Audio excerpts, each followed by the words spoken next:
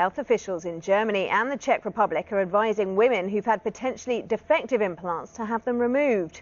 France and Venezuela have already said the implants made by the French company PIP should be routinely taken out. And the UK government has said women will now be allowed to get their breast implants removed on the NHS, even if the original procedure was done privately. Well, we can cross live now to our central London studio where we can speak to Kevin Timms, a lawyer representing some of the victims.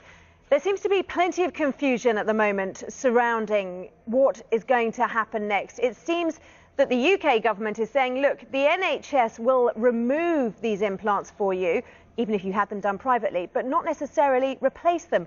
How upsetting is this for your clients? Well, this is very distressing for anyone with PIP breast implants, I think, not just the clients of my firm. I think the main issue is that it's not just anybody that has the implants will have them removed on the NHS. There has to be a clinical need. That's been specifically referred to in Andrew Lansley's report. Yes, and I suppose that makes it even more confusing. Certainly, there seems to be a real sense of anger that the UK licensed these implants in the first place. How have the people you've spoken to who are affected by this feel about that?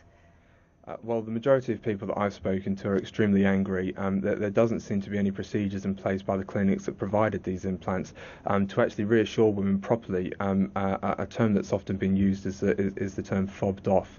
So I think that does describe it fairly accurately of how these women feel with respect to the clinics. France, Venezuela, Germany, all now saying that these should be routinely removed. Briefly, are you confident that the UK will end up reversing its position? I think it's inevitable that it will have to do that. I'm aware that the UK hasn't considered the German or the French data in any great detail, and also it hasn't conducted any of its own investigations into the main problems with the implants, namely the inflammation that can be caused with the silicone gel, and also the fact that the implant shell doesn't conform to international standards.